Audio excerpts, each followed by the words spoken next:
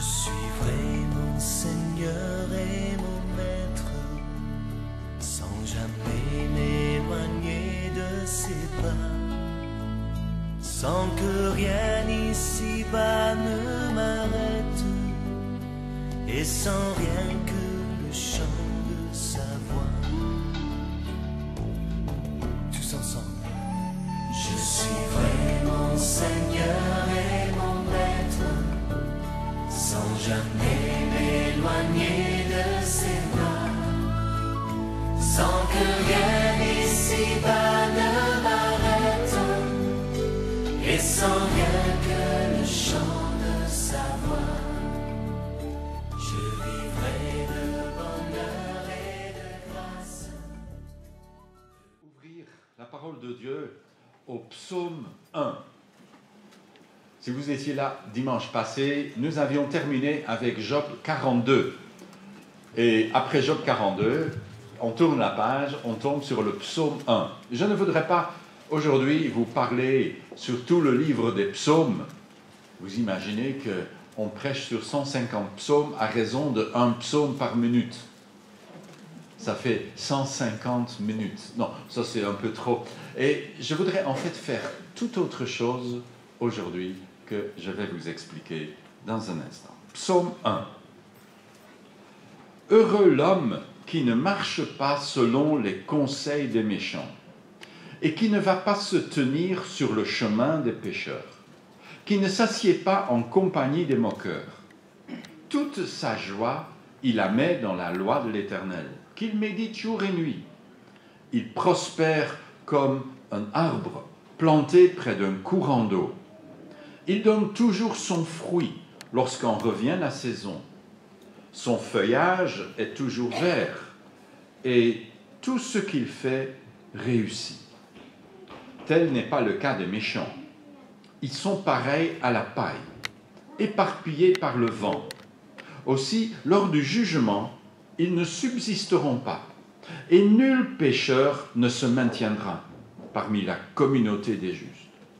Oui, car l'Éternel prend en compte la voie suivie par les justes, mais le sentier des méchants les mène à la ruine. Jusqu'à là. Prions. Seigneur, nous te demandons que ta parole puisse nous émerveiller, nous faire grandir. Seigneur, que par ton esprit, nous puissions y voir clair et la mettre en pratique. Bénis aussi l'enseignement donné par nos moniteurs, nos monitrices à l'école de dimanche. Au nom de Jésus. Amen. J'ai fait quelques images pour illustrer mon propos de ce matin. Je voudrais parler sur une petite phrase dans ce psaume. Et cette petite phrase, ici à la fin, « Il prospère comme un arbre planté près d'un courant d'eau ». Soit un arbre, non pas au sens littéral, vous aviez compris bien sûr, mais il y a dans la nature beaucoup d'illustrations de la vie chrétienne. Heureusement que Dieu a eu la bonne idée de planter des arbres, de créer des arbres et de ne pas laisser une planète sans arbres. Ça ressemblerait à ce que vous voyez ici à l'écran.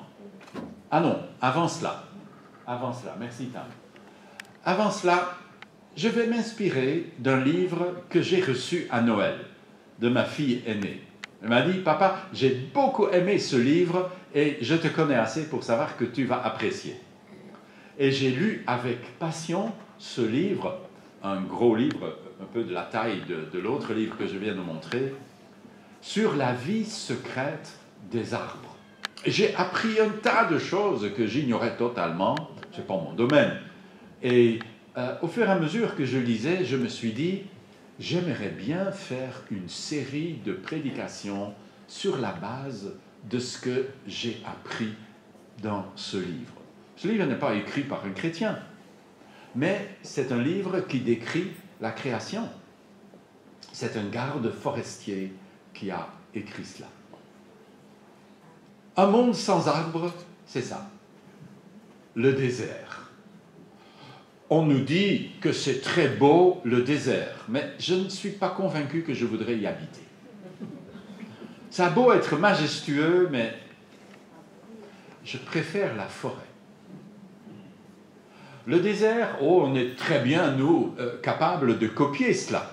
Alors, on ne fait pas un désert de sable, mais un désert de béton.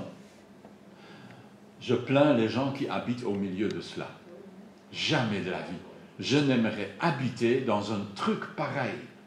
C'est pas bon pour notre équilibre naturel. On a besoin d'un lien avec la nature.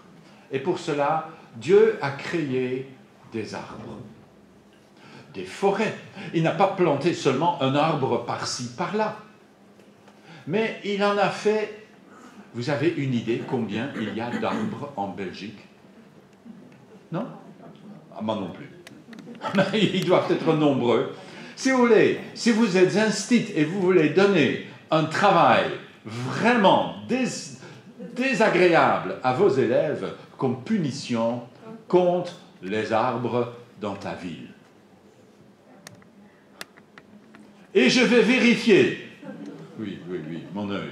Tu ne vas rien vérifier du tout. Bien sûr que non. Heureusement qu'il y a des arbres. Des arbres par lesquels respire notre planète. Il y a une grande variété d'arbres. Quand on est enfant, on dessine des arbres et tous nos arbres se ressemblent. Mais ce n'est pas comme ça dans la réalité.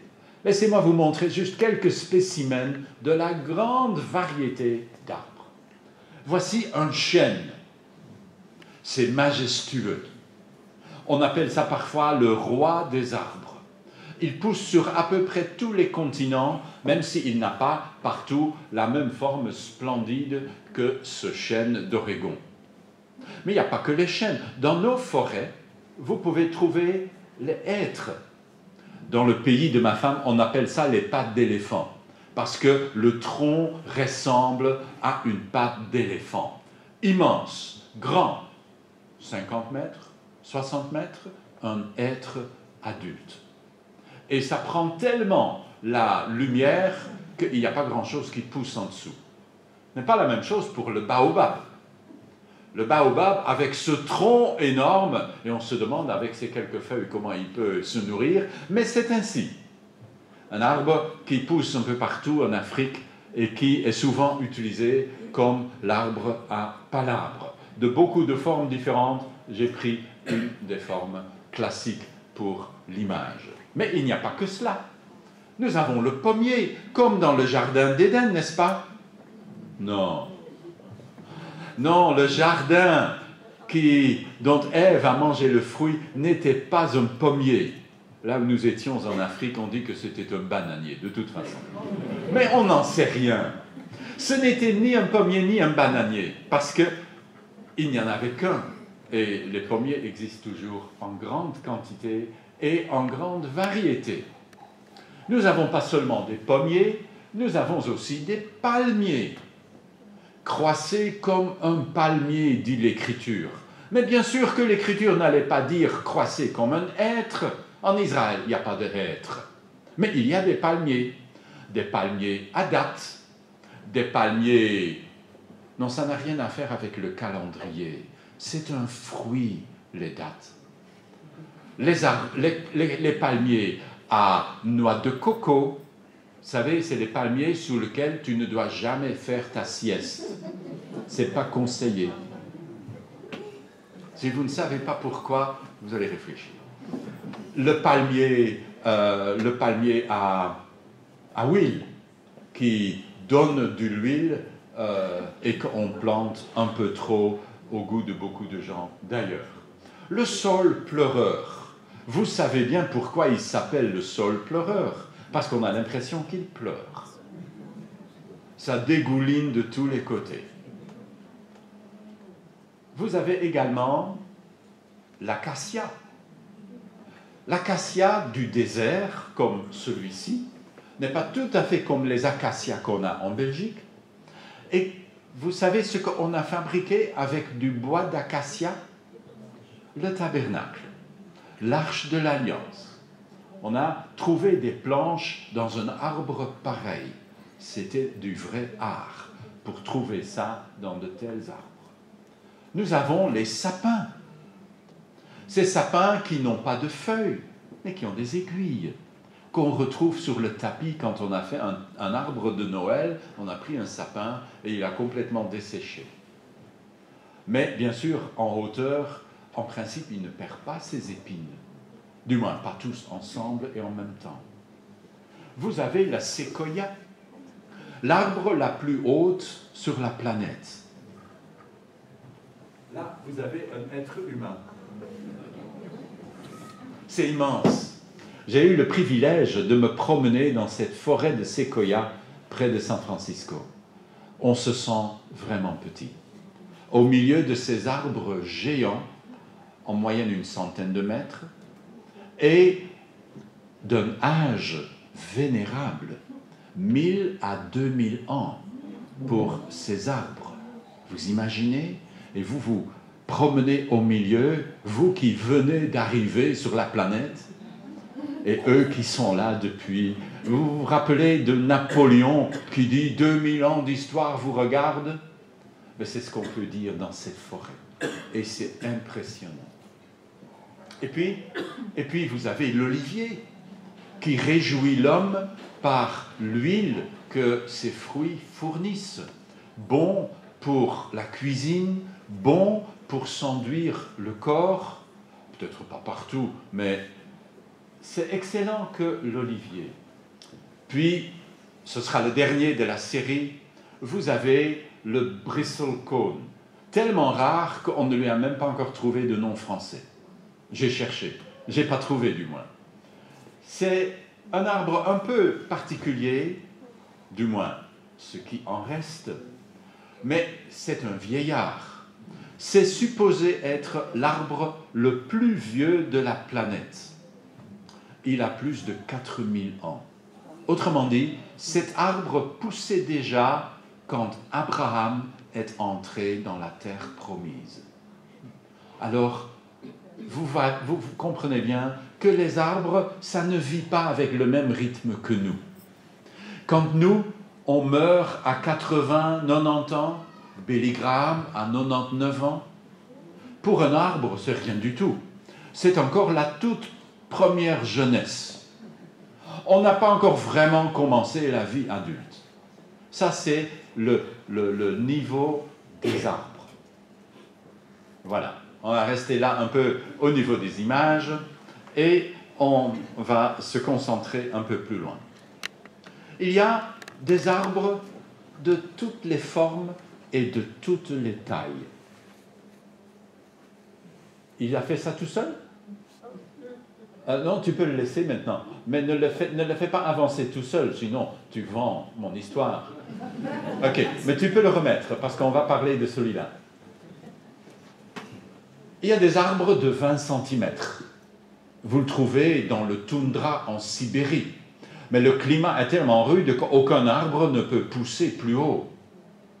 Et vous trouvez le champion. 115 mètres de haut pour ce séquoia américain. Juste pour qu'on puisse comparer, parce qu'on ne sait pas trop ce que ça veut dire 115 mètres. La tour des finances à Liège fait 118 mètres sans l'antenne.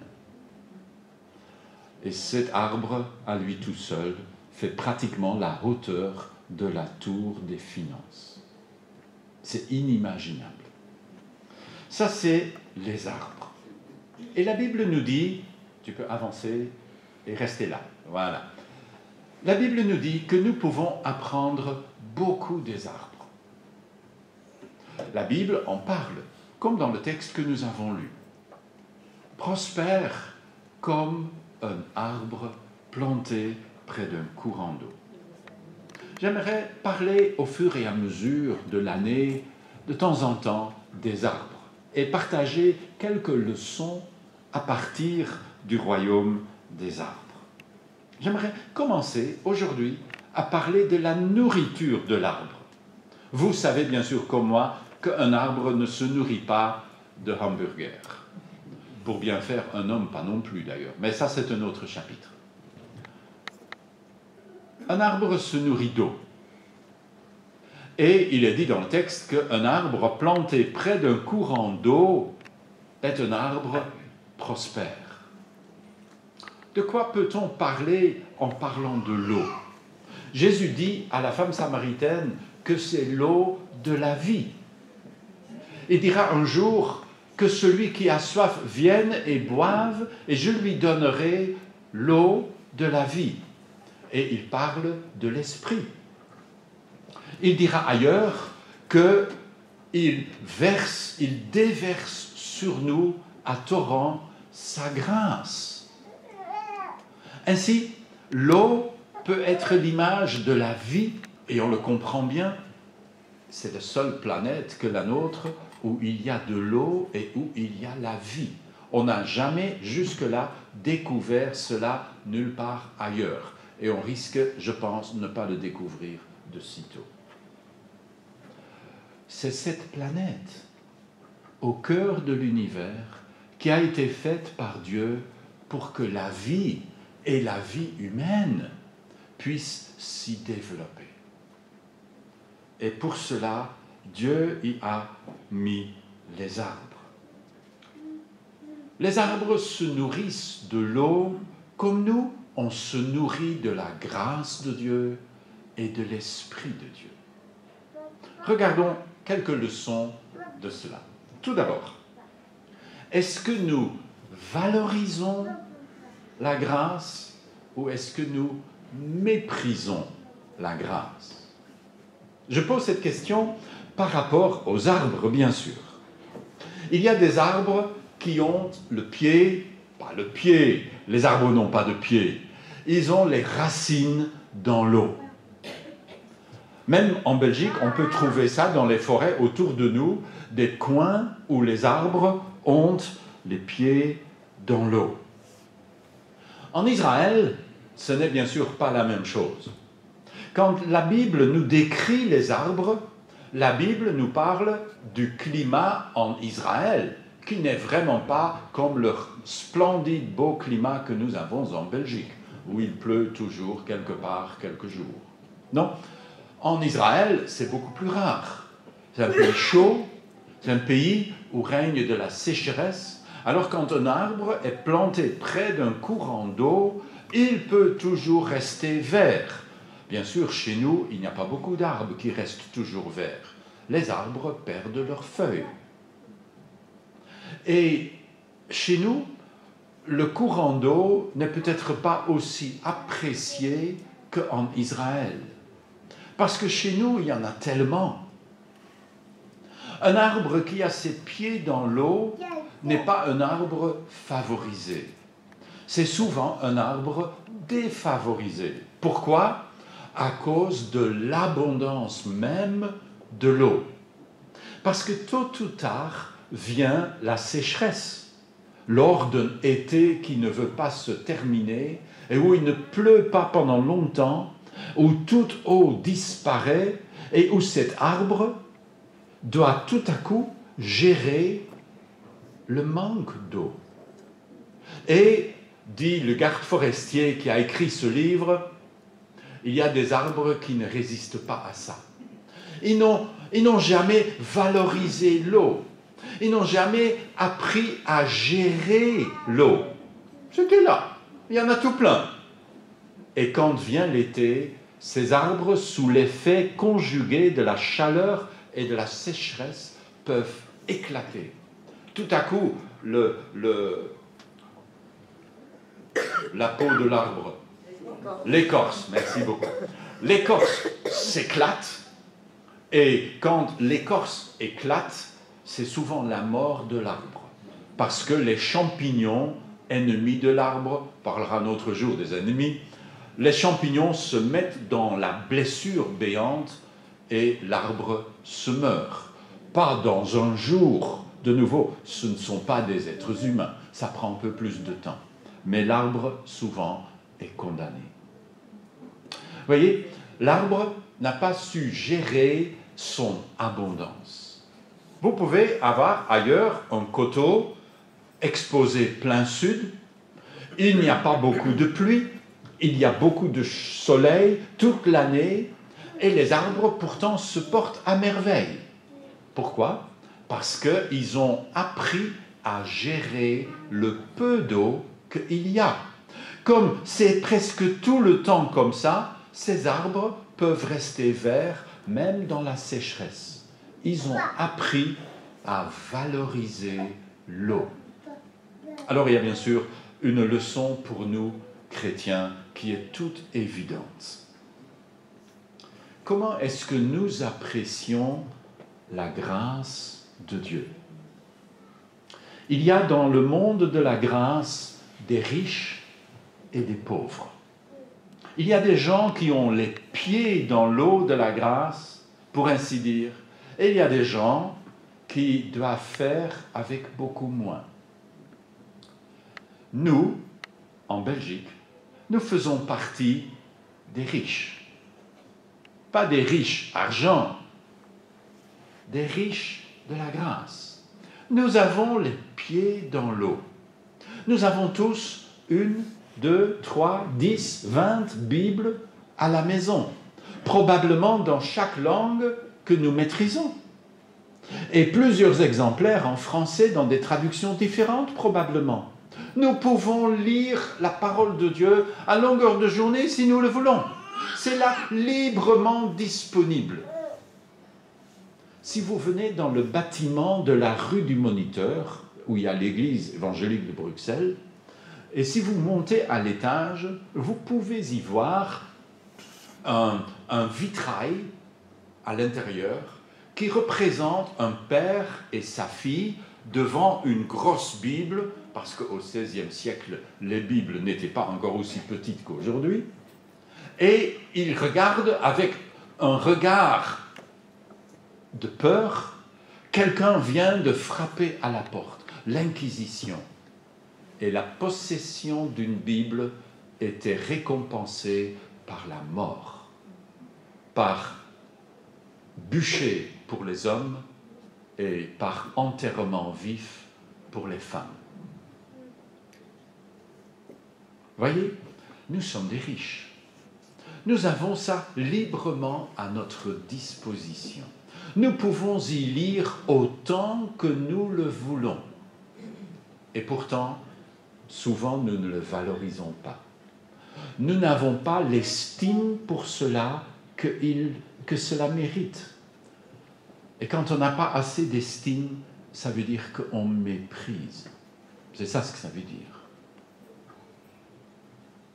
Nous avons, si nous ne voulons pas lire la Bible, nous avons souvent à distance, à pied, des églises où on peut entendre la parole de Dieu. Et il y en a tellement que nous pourrions aller presque partout. Et si cela ne suffit pas, il suffit d'allumer notre ordi et on va sur YouTube. Nous avons abondance. Et que faisons-nous souvent avec cette abondance?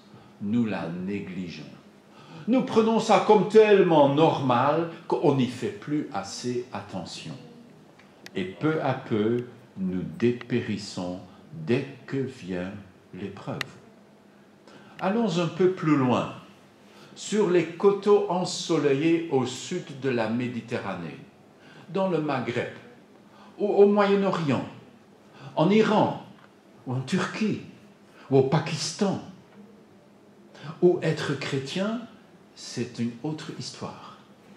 Il n'y a pas ou peu d'églises, souvent invisibles. Y aller est risqué. Vous pourriez vous faire arrêter par la police secrète, comme en Iran, ou vous faire accuser par votre voisin de blasphème contre Allah, juste pour obtenir votre maison. C'est pas aussi facile. Vous voyez, ces gens n'ont pas les pieds dans l'eau. Ils ont beaucoup moins. Mais eux, ils ont appris à valoriser cela. Et, chose étonnante, spirituellement, ils se portent souvent bien mieux que nous. Nous, dès que vient un problème, on laisse tomber. On est fâché. On n'est plus très heureux. on se dit, ça ne fonctionne pas, le christianisme. C'est trop compliqué. Et eux, qui ont des complications à n'en pas finir, se portent bien. Ils ont appris à bien gérer le peu qui était à leur disposition. Or, Dieu permet, Dieu veut qu'il y ait des épreuves dans notre vie. Mes frères, écrit Jacques, quand vous passez par toutes sortes d'épreuves, considérez-vous comme heureux. Car vous le savez, la mise à l'épreuve de votre foi produit l'endurance. Mais il faut que votre endurance aille jusqu'au bout de ce qu'elle peut faire pour que vous parveniez à l'état d'adulte et soyez pleins de force, des hommes auxquels il ne manque rien, comme un grand être dans nos forêts. Est-ce que nous valorisons ou est-ce que nous méprisons la grâce que Dieu déverse sur nous? Eh bien, quand on a les pieds dans l'eau, comme nous, on risque de la mépriser. Deuxième leçon. Nous savons où est l'eau et nous savons où est le sommet de l'arbre, où sont les feuilles, parce que les feuilles cherchent le soleil. Entre les deux, il y a un trajet. 50, 60, 115 mètres. Comment fait l'eau pour arriver de là à là? C'est une bonne question. Une question qu'on pourrait vous poser à l'école. Et là, c'est vraiment une colle. Ah, première idée. Ah, mais c'est très simple. Ça se fait par capillarité. C'est quoi la capillarité? Eh bien, ben oui, il y a deux ailes. Il y a deux ailes, donc il faut faire honneur aux deux ailes. Alors, vous avez probablement déjà essayé ça avec du café. C'est avec le café que ça marche le mieux. Mais j'imagine que ça marche aussi avec le jus de fraise. Mais bon, il n'y a pas de raison à ça. Vous prenez un sucre dur. Aujourd'hui, on vend beaucoup de sucre mou. Il ne faut pas essayer avec ça, ça s'effrite tout de suite. Mais vous mettez la pointe du sucre dans votre café et vous allez voir que l'eau va faire un miracle. Au lieu de descendre, l'eau descend toujours. Vous avez déjà vu de l'eau monter? Pour que l'eau monte, il faut mettre quelque chose derrière, un moteur, une pompe, quelque chose qui force l'eau à monter. Sinon, l'eau descend.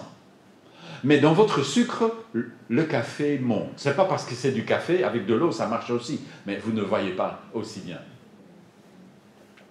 Ah, mais c'est comme ça que l'eau arrive au sommet de l'arbre. Merveilleux. Sauf qu'on a découvert que par capillarité, ça ne monte jamais plus loin que 1 mètre. Autrement dit, ça ne répond pas à notre question. Comment l'eau monte-t-elle dans un arbre? Alors on a dit, mais si ce n'est pas par capillarité, ou capillarité pour ceux qui veulent, alors ça monte par aspiration. Laissez-moi le détailler. Un être pompe par jour, dans la belle saison, environ 500 litres d'eau par jour. Ah ben oui, ça a soif.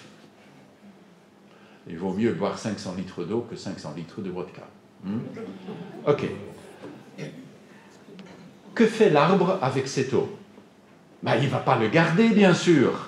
Vous n'avez jamais vu encore un être avec son beau tronc, avec des poches d'eau de tous les côtés pour garder... Non, il ne garde rien. Il le transpire. L'eau s'évapore par les feuilles, par centaines de litres.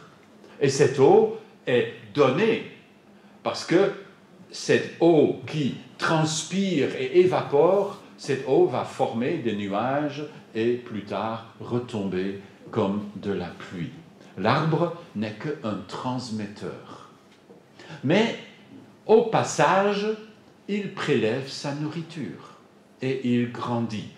L'effet commun entre l'eau qui circule dans l'arbre et la transformation de la lumière par les feuilles. Alors on s'est dit, puisque l'eau transpire par les feuilles, l'eau attire l'eau du bas qui monte dans l'arbre. Jusqu'à ce qu'on a découvert que l'eau circule beaucoup plus la nuit que le jour, et que la nuit, il n'y a pas d'évaporation. Donc l'idée n'est pas juste.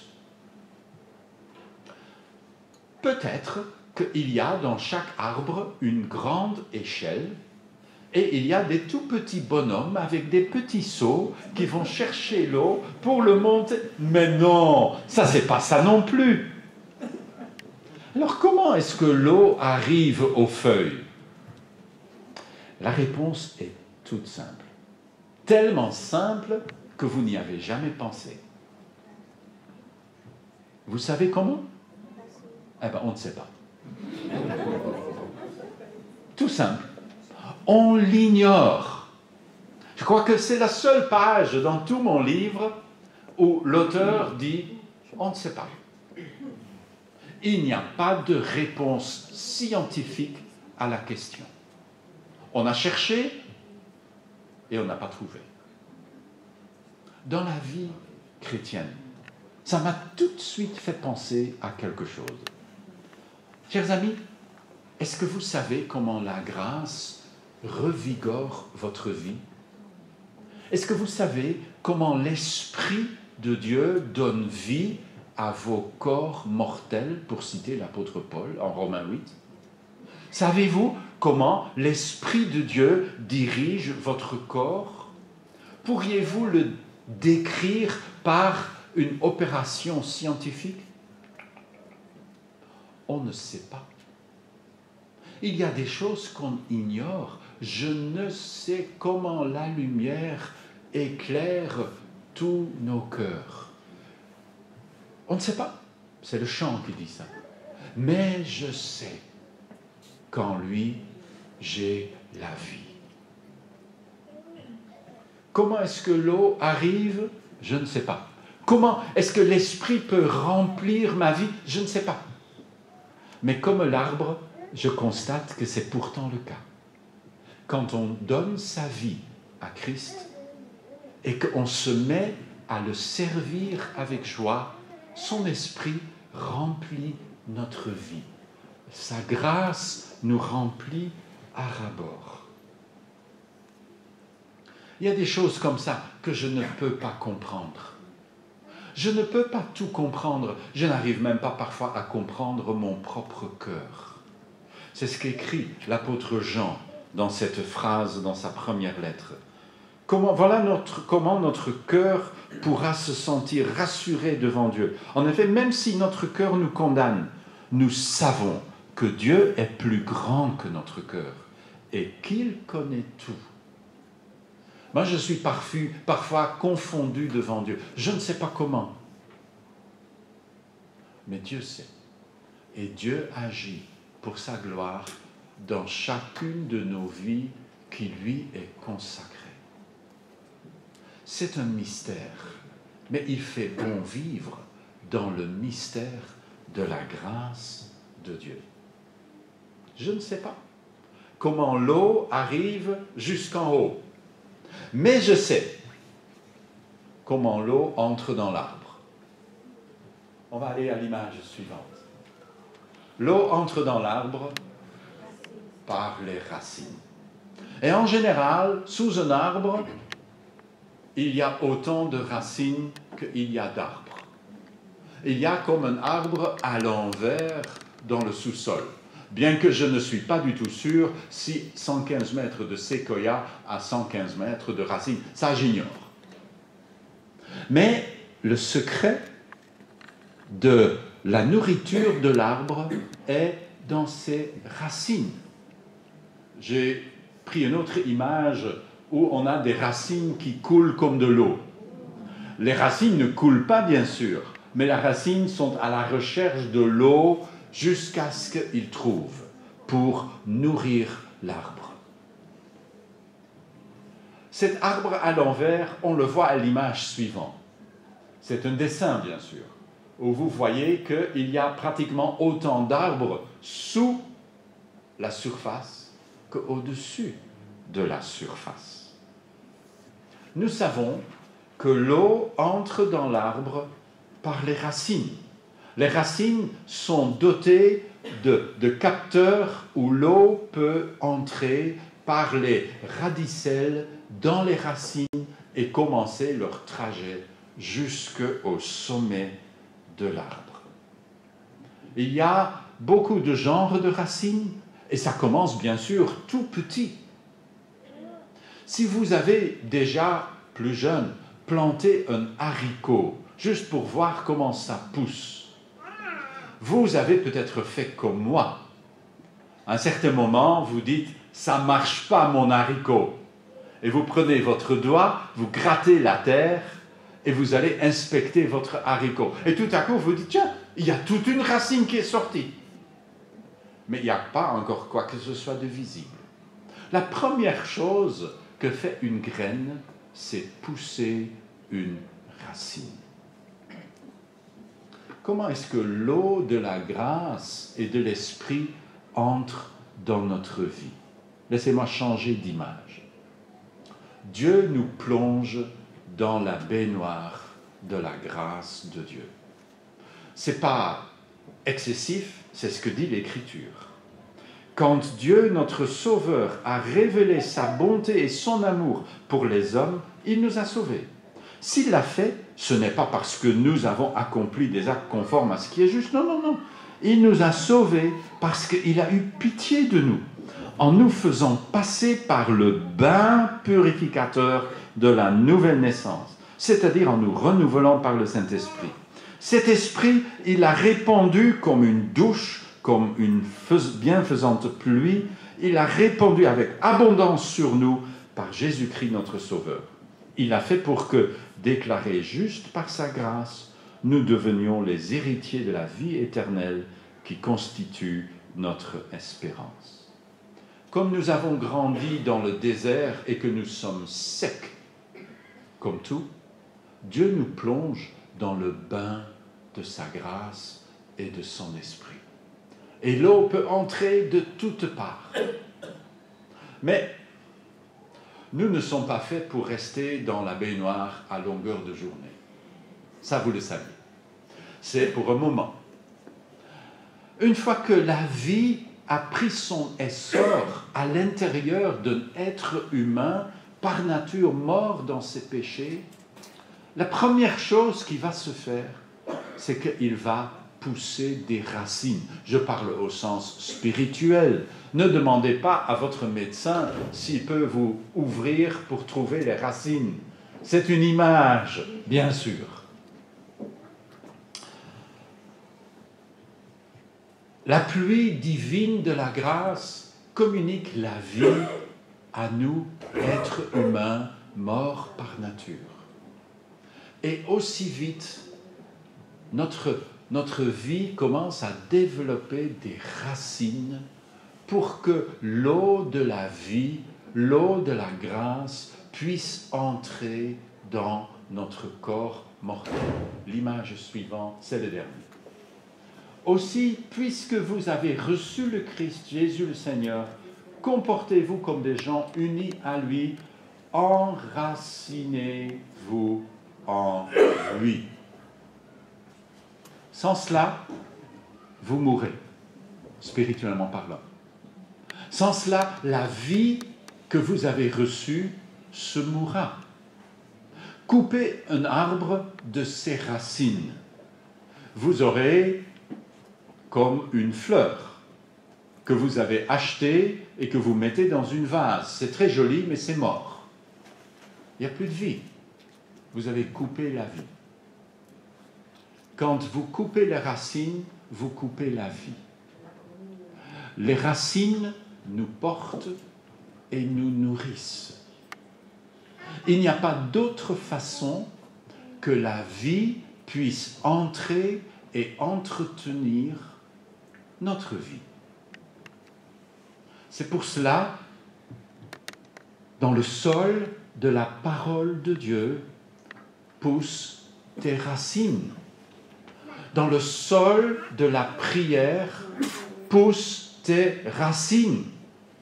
Dans le sol de ton Église poussent tes racines. Dans le sol de Jésus-Christ poussent tes racines. Pour ne l'avoir pas fait ou pas assez, des gens sont restés à un niveau de malade dans leur vie chrétienne. Ils n'ont pas la santé qu'ils pourraient et qu'ils devraient avoir, faute de racines. Je ne sais pas comment l'eau circule dans un arbre, mais je sais que sans racines, il n'y a pas d'eau qui circule. Je ne sais pas comment l'Esprit de Dieu anime ma vie et comment la grâce me renouvelle, mais je sais que sans racines, il n'y a ni l'un ni l'autre. Pousse tes racines. Les racines nous portent. Les racines sont le canal par lequel rentre la nourriture divine dans notre âme. Alors, pousse tes racines. Quel est l'état de vos racines? On ne se pose pas souvent la question parce qu'on reste concentré sur la partie visible. Ah, c'est tout joli. Mais qu'en est-il de nos racines? Il y a des chrétiens qui poussent leurs racines seulement le dimanche. Vous pensez qu'un arbre qui pousse des racines seulement le dimanche va bien se porter? Non, non, ça ne peut pas aller. Et ça n'existe pas, heureusement. Un arbre pousse ses racines 24 heures sur 24, 7 jours sur 7. Prends jamais des vacances. Qu'en est-il de votre vie chrétienne? Est-ce que vous êtes en vacances? Est-ce que vous êtes de ceux qui poussent leurs racines seulement le dimanche matin? Ou est-ce que vous avez compris l'importance de vous nourrir l'âme et vous poussez vos racines jour après jour afin que vous puissiez être en bonne santé spirituelle? La Bible ne nous demande pas de vivre les pieds dans l'eau et de lire la parole de Dieu 24 heures sur 24. La Bible nous accorde pour commencer déjà 8 heures de sommeil. Mais la Bible nous demande de bien gérer la nourriture que nous prenons. Pas que nous recevons, mais que nous prenons par nos racines. Parce que nous avons fait ce que dit l'apôtre, nous enraciner en Christ. Ça prend du temps, ça prend toute une vie. Qu'en est-il de l'état de nos racines? Est-ce que la nourriture dont votre âme a besoin arrive à suffisance? Est-ce que dans ce que vous recevez encore assez pour transmettre en abondance? Dieu n'est pas seulement intéressé à vous nourrir, mais à nourrir par vous ceux qui dépendent de vous. Est-ce que vos racines sont en bon état? Laissez-moi vous laisser avec cette question-là. Elle est essentielle. Sans cela, la vie chrétienne devient impossible. Alors, poussez vos racines. N'ayez pas peur de pousser trop bas. Vous ne pouvez pas aller assez bas. Il y a toujours plus de nourriture à chercher. Prévoyez quand il y aura des temps de sécheresse. Peut-être que des temps de persécution vont s'abattre sur nous. Est-ce que nous sommes préparés? Ça se prépare en développant les habitudes équilibrées de pousser nos racines profondément dans le sol de Jésus-Christ. Prions. Seigneur notre Dieu, nous te rendons grâce que tu nous as donné cette capacité de nous nourrir, que nous ne sommes pas comme des bébés complètement dépendants de leurs parents, mais Seigneur, que nous sommes peu à peu devenus des adultes. Apprends-nous, Seigneur, à continuer à nous nourrir, à ne pas mépriser ce que tu nous donnes, mais à le valoriser. Seigneur, même s'il y a des choses que nous ne comprendrons jamais, aide-nous, Seigneur, à pratiquer ce que nous comprenons. Aide-nous à pousser profondément les racines de notre âme dans le sol de ta parole, dans le sol de la prière, dans le sol de l'Église, dans le sol abreuvé par Jésus-Christ. Au nom de Jésus. Amen.